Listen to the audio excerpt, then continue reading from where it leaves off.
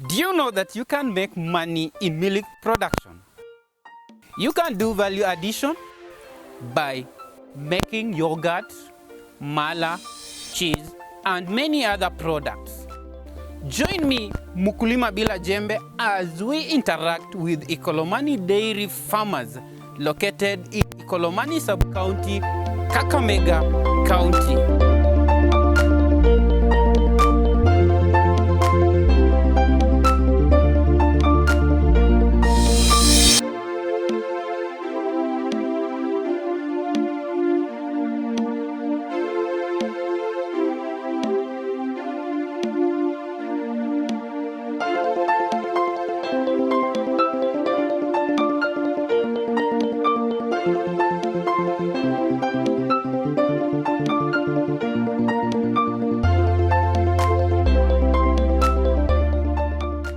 I would like to know, as the Chief Executive Officer of the organization, how are you structured as a cooperative to make sure that you achieve your objectives?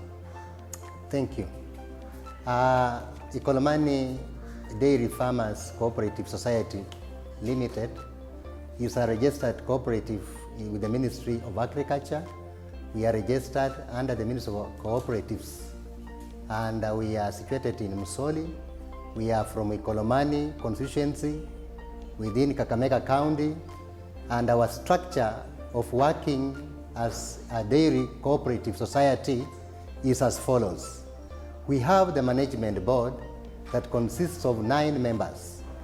1, the chairman, the vice chair, honorable secretary, the treasurer, and a team of members. We also have another structure of subcommittees. We have formed a subcommittee. The first subcommittee is on HR, human resource. The human resource subcommittee consists of 3 members. It has a chair, a secretary, and a member.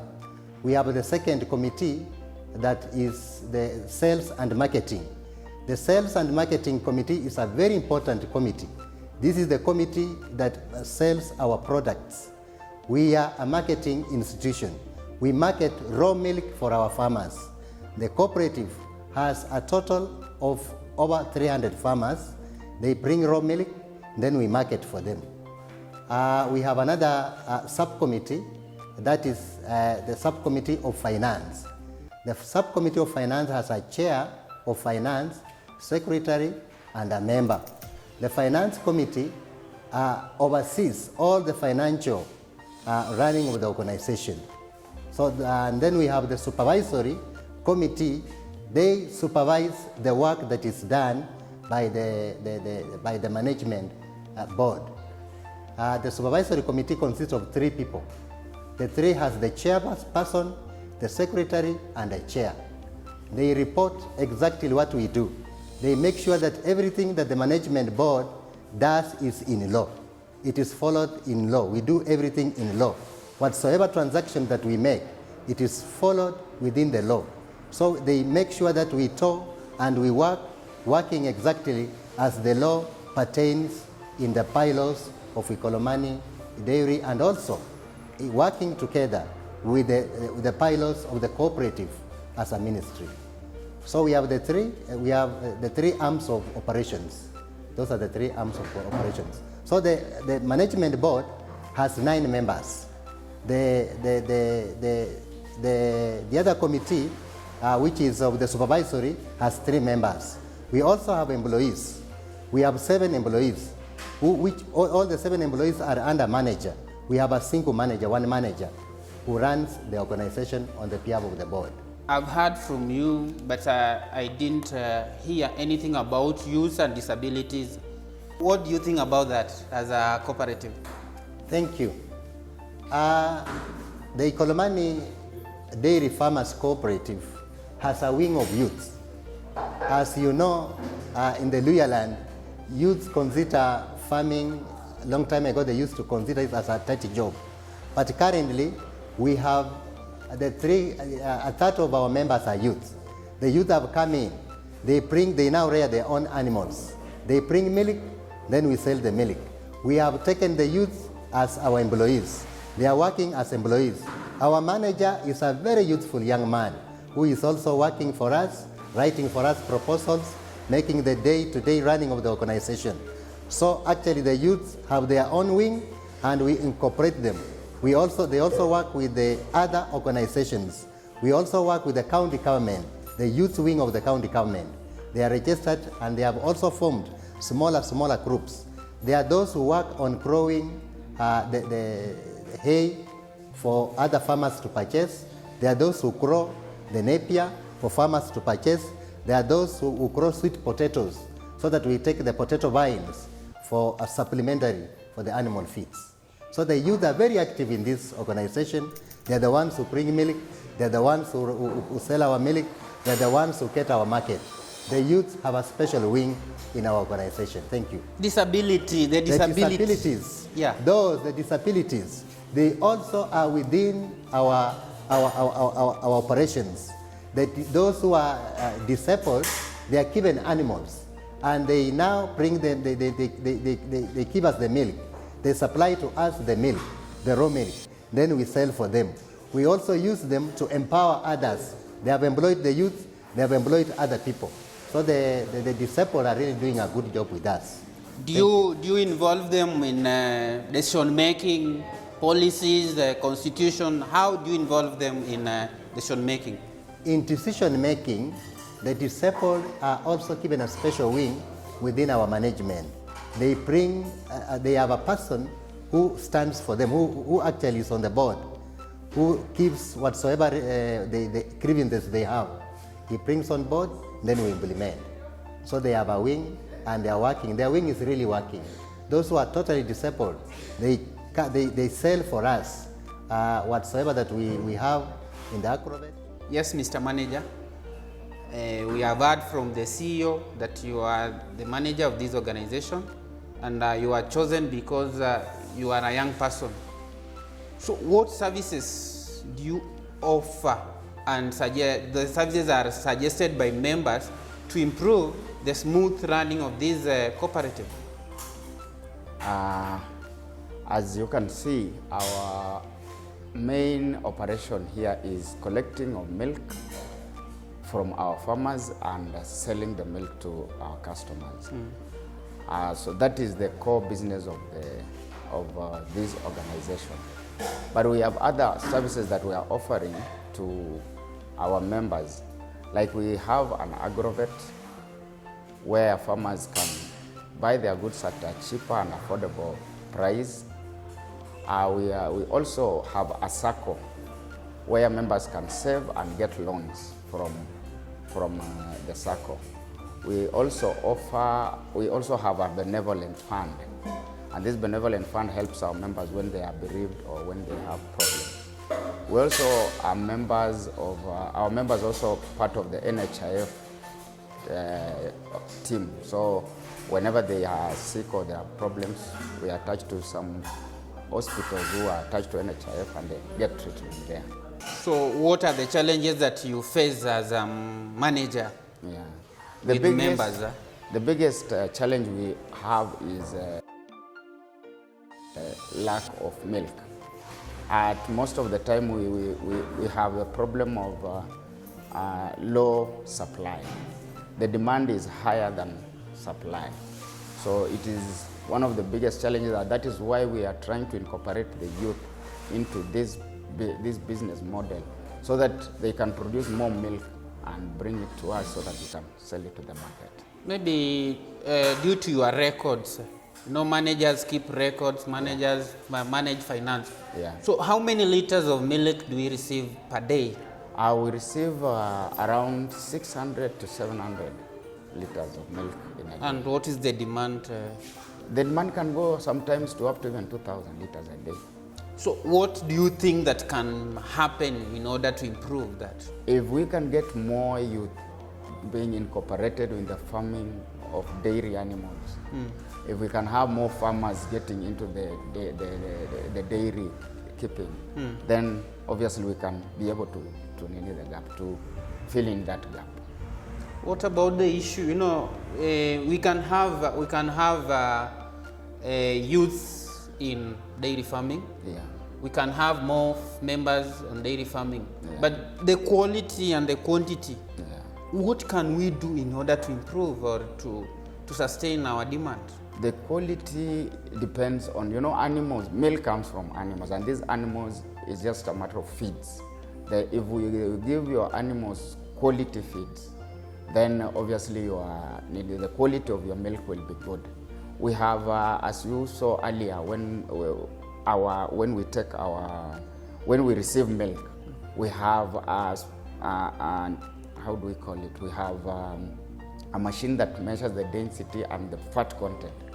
So we don't receive any milk below 27. The fat content must be above that. So that is how we maintain. Most of our farmers use our products in the agrovet, which are of high quality, and that's why all our milk is of high quality. That is why it is on very high.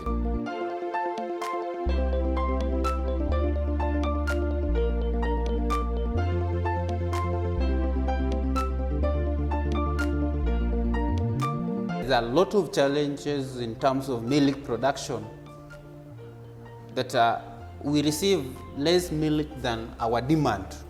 So what strategies do you have as a chairman to this cooperative in order to improve, to fill up the gap? There are various things that have contributed to the drop in milk supply to this facility. One, our farmers need to be educated, to be informed of the types of animals we've got to keep so that we have more milk. Yeah. For example, our people here normally rely on the animals, the native animals that have been given by their parents, or they have inherited those animals from their parents. So it's a matter of educating them. They live alone, keeping those local animals. And then we have newer breeds, especially the improved ones from the US, from the UK. They've got better breeds that if we give to our farmers, we'll get more milk. Two, we need to go to the food processors. We need to have quality feeds, like the dairy meal, because there are some people who normally don't use even the proper dairy meal. They might go to buy a few stuff here and there, they put them together, give to the animals. Those ones normally go down with the milk. And then three, we need also training to the farmers to know how to handle the animals, because you may give a farmer an animal which is a bit expensive or which is good in production, but unless the farmer is trained how to handle the animal, they end up by failing with those animals. So there's a lot that we need from our donors, from our local government, more so from the GIZ.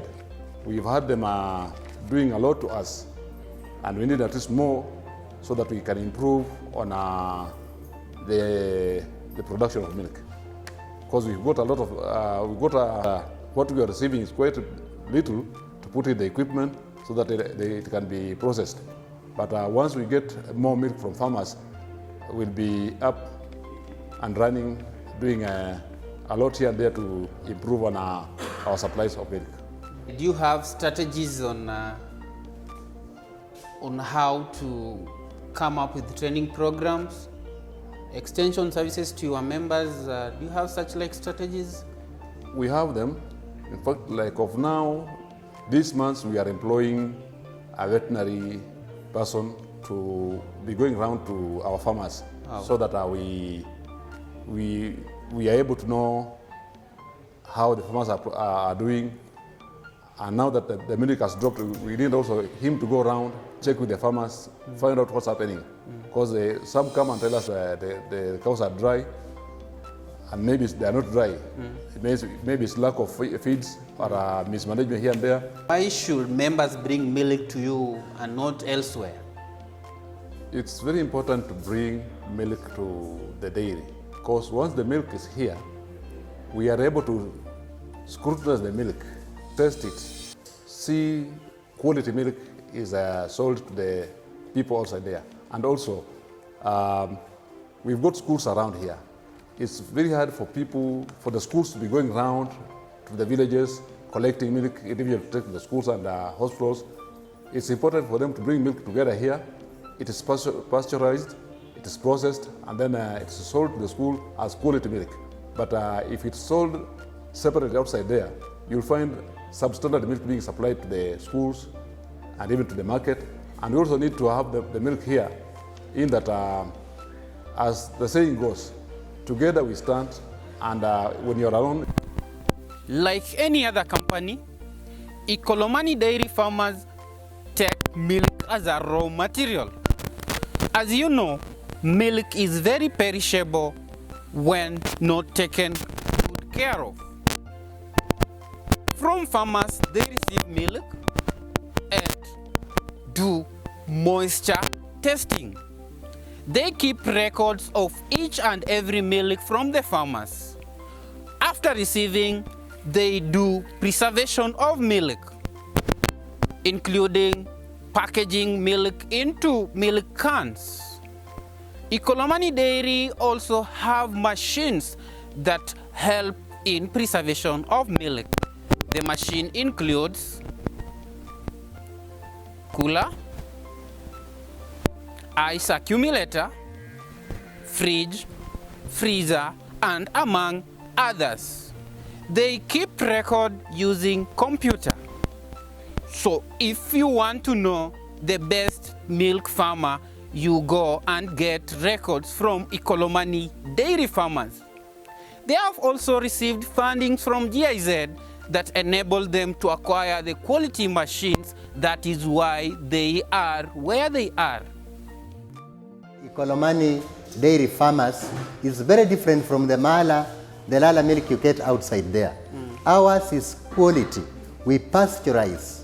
After pasteurizing is when we now make the mala. You have seen that you have mala milk, that maybe we just market it locally. Why is it that it is not packaged and maybe branded for it to reach a big market? Ikolomani Dairy Farmers Cooperative Society, as an organization, we produce mala. Like the way you can see, we have a lot of mala currently. But the only big problem we have is that we lack packaging materials. We also lack the equipment for packaging. And this is why we are requesting GIZ, our good friend, please kindly, if you can, help us get a packaging materials plus the packaging equipment. Because the mala is so good. People like it, they love it, they purchase. Thank you for watching us. And you can support us by subscribing to our YouTube channel called Mukulima Bila Jembe, or call us on 07 03 45 45 70.